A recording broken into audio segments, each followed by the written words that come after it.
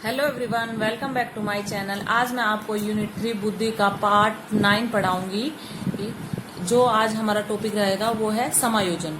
तो देखिए, समायोजन क्या होता है। समायोजन अंग्रेजी के एडजस्टमेंट शब्द का हिंदी रूपांतरण है, जिसका शाब्दिक अर्थ अपनी परिस्थितियों से है, या फिर दूसरे शब्दों में हम बोल सकते हैं वातावरण के साथ संतुलन स्थापित करने से माना जाता है। यानी कि वातावरण के साथ जैसा वातावरण है उसके अनुसार हम जो ढल जाएं तो उसे हम क्या बोलेंगे, समायोजन कहते हैं। समय परिस्थिति के अनुसार अपने व्यवहार में परिवर्तन करना अनुकूलन कहलाता है। अनुकूलन किसे कहते हैं, यानी कि जैसा समय हो, समय परिस्थिति के अनुसार उस अपने व्यवहार में परिवर्तन कर लेते हैं तो उसे हम क्या बोलते हैं, अनुकूलन कहते हैं। अतः अपनी परिस्थितियों के साथ अनुकूलन करने की प्रक्रिया ही समायोजन है। और अपनी परिस्थितियों के साथ जब हम अनुकूलन कर लेते हैं उसे ही हम क्या बोलेंगे, समायोजन कहलाते हैं।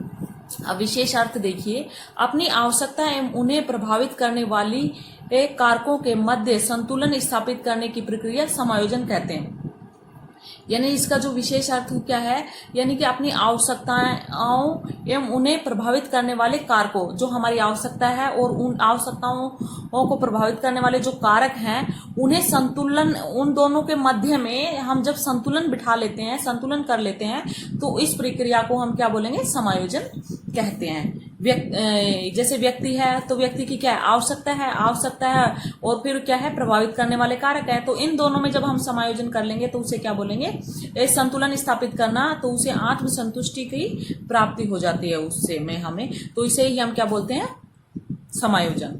जैसे किसी बालक के विद्यालय के बैग के फट जाने पर माता पिता की गरीबी परिस्थिति को देखकर बालक द्वारा अपने बैग को सील कर खुशी खुशी विद्यालय जाना। या किसी बच्चे का बैग फट गया और माता पिता ने उसको सील के दे दिया, तो बच्चा क्या है कि अपनी परिस्थितियों और समय के अनुसार वो ढल गया उसमें और वह खुशी खुशी विद्यालय जाने लगा। अब कुछ परिभाषाएं वो देखिए, स्किनर ने जो परिभाषा दी समायोजन की वो देखिए। समायोजन अधिगम में वृद्धि करने की प्रक्रिया है। उन्होंने बताया जो अधिगम में जब हम वृद्धि करते हैं, यानी कि सीखने में जो वृद्धि करते हैं, तो उसे ही हम क्या बोलेंगे, समायोजन बोलते हैं। बोरिंग, वेल्ड और लैगफील्ड ने, इन तीनों ने जो परिभाषा दी वो देखिए। व्यक्ति को आवश्यकताओं एवं उन्हें प्रभावित करने वाले कारकों के मध्य संतुलन स्थापित करने की प्रक्रिया समायोजन कहलाती है। बोरिंग ने, वेल्ड ने और लैगफील्ड ने बताया कि जो व्यक्ति की आवश्यकता है और आवश्यकताओं को प्रभावित करने वाले जो कारक हैं, उन दोनों में जब हम मध्य संतुलन कर लेते हैं तो उसे ही हम क्या बोलेंगे, समायोजन बोलेंगे। गेट्स के अनुसार देखिए, अपनी आवश्यकता पूर्ति हेतु स्वयं के व्यवहार में परिवर्तन करने की प्रक्रिया ही समायोजन। उन्होंने बताया कि हमारी जो आवश्यकता है उनके अनुसार हम अपने व्यवहार में परिवर्तन कर लेंगे तो उसे ही हम क्या बोलते हैं, समायोजन कहते हैं। नेक्स्ट देखिए, कॉलसेन के अनुसार समायोजन एक तनाव, संघर्ष एवं समस्याओं से बाहर निकलने की प्रक्रिया। उन्होंने बताया कि जो तनाव क्या है जो हमारी समस्याएं हैं, संघर्ष है और तनाव है, उनसे जब हम बाहर निकल जाते हैं तो उसे ही हम क्या बोलेंगे, समायोजन। जब व्यक्ति अपनी आवश्यकताओं एवं प्रभावित करने वाले कारकों के मध्य संतुलन स्थापित करने में असफल रहता है तो व्यक्ति कुसमायोजित हो जाता है। यानी जो हमारी आवश्यकताएं हैं और उनको प्रभावित करने वाले कारक हैं, उनमें जब हम संतुलन नहीं कर पाते हैं तो उस चीज को हम क्या बोलेंगे, कुसमायोजित कहते हैं, जिसे निम्न लक्षण प्रकट होते हैं तथा उसके बाद समायोजन की प्रक्रिया संचालित होती है। देखिए, समायोजन की प्रक्रिया की प्रारंभ करने वाले कारक, जो क्या क्या उसको प्रभावित करते हैं कारक हैं, वो है तनाव, संघर्ष, दबाव, अग्नाशय, दुश्चित। तो ये क्या है, ये सब इसको समायोजन की प्रक्रिया का प्रारंभ है। तो देखो, संघर्ष क्या है, अभी संघर्ष देखिए। जब व्यक्ति के सम्मुख एक ही समय में दो समान महत्व की वस्तुएं उत्पन्न हो जाए और उस व्यक्ति को दोनों में से किसी एक की चयन करने को कहा जाए तो उत्पन्न किया गया संघर्ष द्वंद्व कहलाता है। ये 3 प्रकार के होते हैं।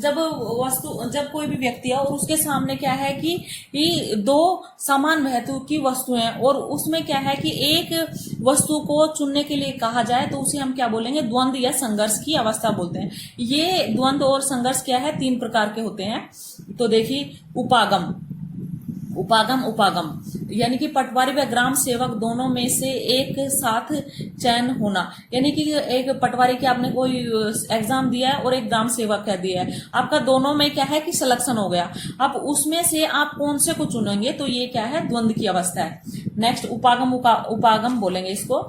नेक्स्ट हमारा है उपागम परिहार। उपागम परिहार क्या है, यानी कि इस प्रकार के संघर्ष में एक तरफ खुशी तो दूसरी ओर दुख का बादल छाया रहता है, यानी कि किसी चीज में आपको खुशी मिल गई तो दूसरे चीज में आपको क्या है कि दुख मिल गया। तो उपागम में खुशी होती है, परिहार में दुख होता है। जैसे कि एग्जांपल्स है, पीजीटी को नौकरी पोस्टिंग नागालैंड, यानी कि पीजीटी की नौकरी तो मिल गई लेकिन पोस्टिंग कहाँ होगी, नागालैंड में, यानी कि खुशी तो है लेकिन बहुत दुख भी है। तो ये उपागम परिहार का एग्जाम्पल है। पोते की शादी करवाते ही दादी माँ चल बसी, यानी कि पोते की शादी हो गई और दादी माँ का देहांत हो गया। नेक्स्ट एग्जांपल देखिए, शत्रु एक प्रतिभाशाली बालक है और वह परीक्षा में बैठना भी चाहता है लेकिन फेल होने से डरता है और वह परीक्षा देने जाता ही नहीं और फेल हो जाता है, तो राजू का संघर्ष कहलाता है। यानी कि एक राजू नाम का एक प्रतिभाशाली क्या है, बच्चा है, तो वो क्या करता है कि एग्जाम के वो प्रतिभाशाली बच्चा है लेकिन वो डरता है कि कभी मैं फेल ना हो जाऊं, तो उसके डर से क्या है कि वो एग्जाम देने ही नहीं जाता, लेकिन वो फिर वो फेल हो जाता है।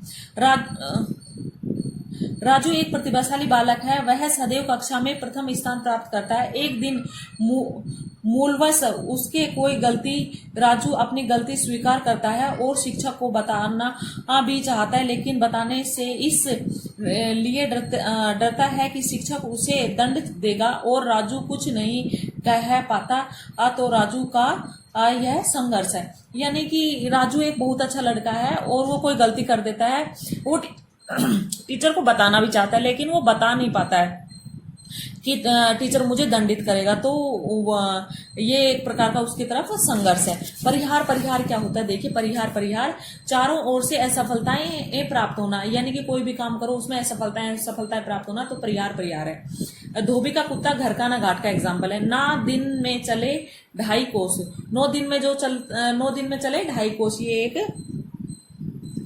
अभी नेक्स्ट संघर्ष देख लिया, अभी हम देखेंगे तनाव क्या होता है। समय परिस्थिति के अनुसार आवश्यकता की पूर्ति न होने पर उत्पन्न किया तनाव कहलाता है, यानी कि समय परिस्थिति के अनुसार यदि जिस समय हमें उस चीज की आवश्यकता है और हम वो चीज प्रोवाइड नहीं कर पा रहे हैं, तो उससे हमारा क्या होता है कि तनाव उत्पन्न हो जाता है। जैसे समय पर नौकरी का ना मिलना, जैसे हमारे समय रहते हुए हमारी जब एज है उसमें नौकरी नहीं मिलती तो हमें क्या है कि तनाव उत्पन्न हो रहा है। जरूरत के समय पैसों का प्राप्त न होना, जैसे जब हमें जरूरत होती है तब पैसे नहीं प्राप्त होते हैं तो भी हमें तनाव होते हैं। दबाव, सफलता असफलता एवं समाज में प्रतिष्ठा बनाए रखने हेतु उत्पन्न किया दबाव वो कहलाता है। जो क्रिया होती है उसे दबाव कहते हैं, यानी कि सफलता और असफलता एवं समाज में प्रतिष्ठा बनाए रखने, चाहे सफल हो चाहे असफल हो हम, लेकिन समाज में हमारी प्रतिष्ठा बनी रहे, वो चीज हम क्या करते हैं, दबाव महसूस करते हैं। जैसे एग्जाम्पल, प्रतियोगी छात्र द्वारा तैयारी करना।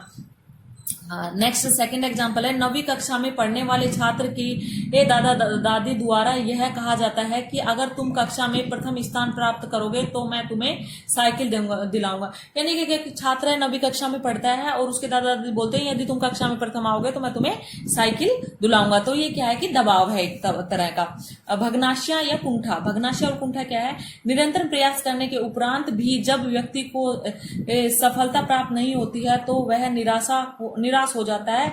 मनोविज्ञान में उसी निराश को भग्नाशय या कुंठा कहते हैं, क्योंकि ये भग्नाशय कुंठा के कारण व्यक्ति कार्य करना बंद कर देता है। जैसे क्या है कि कोई भी व्यक्ति निरंतर कार्य कर रहा है और उसको सफलता नहीं मिलती तो उसे में क्या है कि भग्नाशय कुंठा उत्पन्न हो जाती है। जैसे 9वीं कक्षा में 4 बार फेल होने के उपरांत बालक द्वारा अध्ययन छोड़ देना, यानी कि बार वो एग्जाम दे रहा है लेकिन पास नहीं हो रहा तो वो क्या करना है, पढ़ना छोड़ देगा।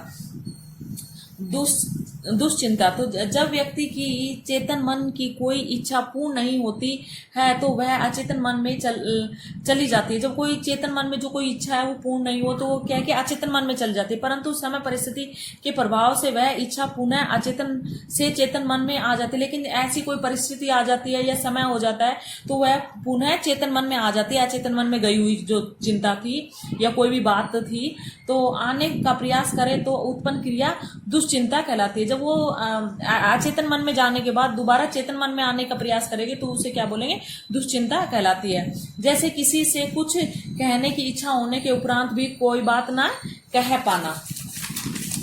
Thank you.